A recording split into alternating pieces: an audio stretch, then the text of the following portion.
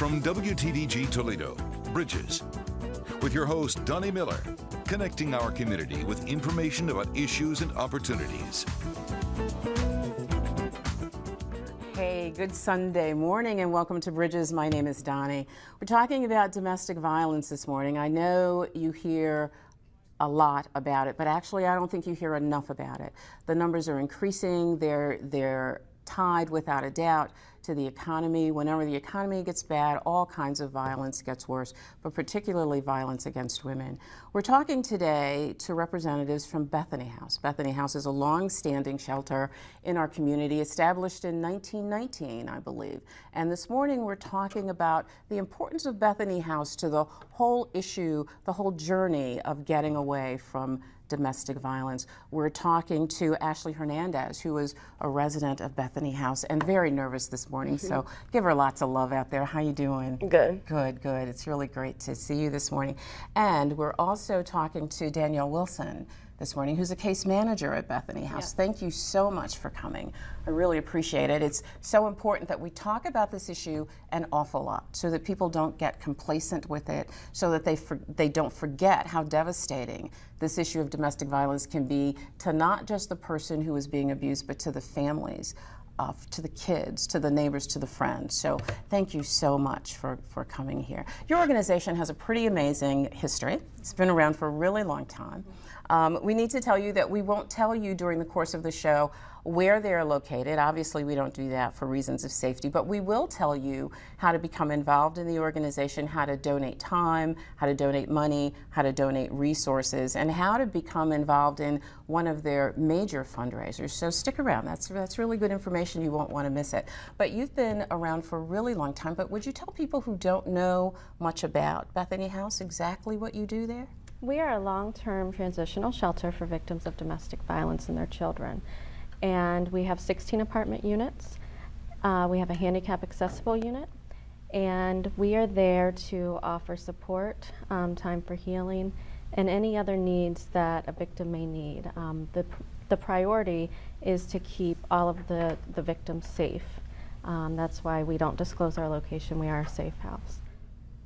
And how does one get to you because you are a safe house? How do they find out about you? How do they get to be involved in the program? That's a better way. We do not accept self-referrals, so that means that they would have to be referred to us from a professional that they're working with. I see. So a counselor, a nurse, anyone, teachers, anyone who is working with an individual that is a victim of domestic violence, we would give them our referral packet and they could fax that to us and we would go from there. And how long are people allowed to stay? And can they bring kids? Yes, absolutely. And we accept single women. We would accept a male as well if he was a victim. We haven't had anyone request our services that was a male. You know, that's so interesting. I'm glad you raised that, because when we talk about domestic violence, and we're going to talk to Ashley in just a moment, but when we talk about domestic violence, we always tend to focus on women, and that makes a lot of sense. I mean, women certainly comprise the predominant number of those in the number of people domestically included in domestic violence, but men are also abused at much lower numbers. I think it's less than 2% or something like that, much lower numbers, but still, it's an issue for men as well. Absolutely. Men are victims. They tend not to report it as much as a woman would.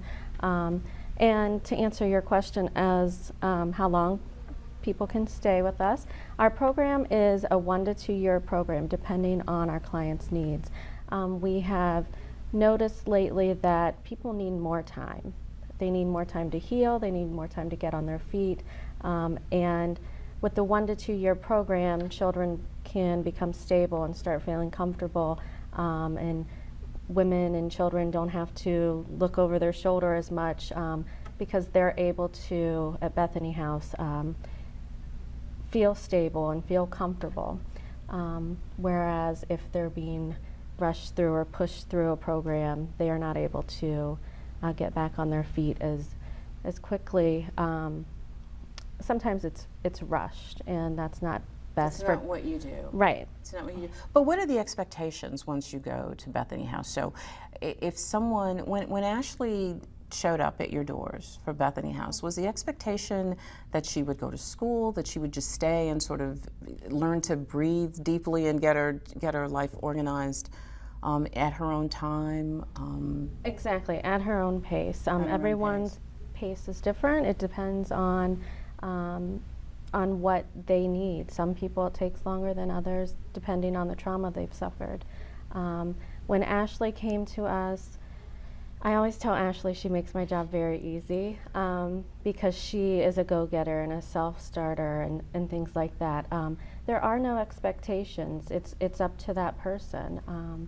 We're there to support them every step of the way, but some people aren't ready to make that move. They've been, a lot of them have been isolated and told how to believe and what to do, and they don't know. Some of them have said to me, I don't even know my favorite color. And so they need time to figure out who they are. And so it's up to them what they want. We're there to be their support team. All right, we've given you a few minutes to catch your breath. You ready now? Yeah. Okay, we've mentioned your name several times, so you got to talk to us now. Okay. Okay, are you comfortable telling us what got you to Bethany House? I was in an abusive relationship with a guy, and I ended up getting pregnant by him. And then when I was pregnant, it got worse, so I knew it was time for me to go. And I had went to a shelter before I went to Bethany House, and they had gave me my referral to Bethany House. And I went there almost a year ago. April 20th will be my year. And I was almost 6 months pregnant. And when I went to Bethany House, I had absolutely nothing. I just had a couple bags of clothes for me, and I have a 5-year-old daughter also. And then when I got there, they helped me with getting stuff as far as clothing and hygiene and all the things that I needed for my son, as far as crib and everything like that. They had plugged me into the resources to get everything that I need, and then the donations, that helped a lot too. And then my son was born in July, and in August I had started my STNA classes. They had paid for me to go to my STNA classes. And they had also plugged me in with resources to get counseling to, deal with what I was going through as far as with the domestic violence and, things like that. And then I had got a job in September, and I've been working ever since. It sounds like you really are a go-getter. I was also a part of the car program, the car gifting program. Yeah, hold that. I want to talk about that in just a second. Let's just tease them with that. You guys will want to know about this car gifting program. But yeah, I got my daughter. She's in school. She's been it's her kindergarten year, so that's another great thing about being a long-term shelter. That I didn't have to put her in one school and then be rushed out and move her to another school. And they also had got me counseling for my daughter and tutoring because I was, in a really bad situation before I came. Can we talk about that for just a second? Yeah. So that people understand when we're talking about domestic violence, we're talking about something that has a significant impact on your spirit. As well as on your body and on your mind. Can you tell us a little bit about what you mean when you say you were abused in that relationship? Oh, well, I was so used to like Danielle said, everything being the way that it was supposed to be with him.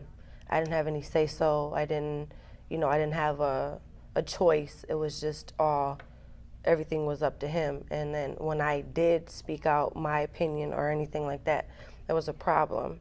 Did he hit you? So, yeah, he did. He hit you a lot? Yeah.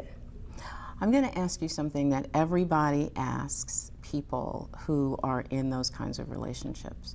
And that question is, why did you stay? Really because I didn't have anywhere to go, and it's hard because to pick everything up, what I can carry out, in my hands and in garbage bags and suitcases. It's sometimes easier just to stay with what you know. know. Because he was taking care of us. He provided everything, like our housing, everything. He paid for everything. So it was hard to get up and, you know, be pregnant and go somewhere. I didn't even know where I was going, you know. So it's really hard. It was a lot easier to stay around because I didn't have a job, you know, and it was just a lot easier to stay, but then it just got too bad. And then I knew it would affect my daughter because she was always scared, and I knew it just wasn't right. Wasn't right. But every day that you were there must have made you feel like you just couldn't get anything done. Yeah. The impact on your self-esteem. I stayed at home. I wasn't really allowed to talk to anybody. I wasn't allowed to talk to friends, family, or anything like that. So, and I knew it wasn't right, you know. And then I knew that if I stayed for myself, it would be hurting my daughter in the long run, because I had seen domestic violence growing up, and I wanted to change that. In your family? Mm-hmm. In your family. Was that part of the reason that that you thought it was your normal, that you let that get to be your normal? Well, I always told myself if somebody hit me, I would hit them back, but yeah, we all say that. But it's not that easy. Yeah, it's not that easy. We all say that. Yeah. So, but that's why I chose to leave, because not just for my daughter, but because I was pregnant, and I know that him hitting on me while I was pregnant wasn't right. Wasn't a good thing. Yeah. So what was that moment that made you decide enough is enough? I just had enough. Like, we had got into it, and he left to go to work, and it was just, you know, a normal day for him.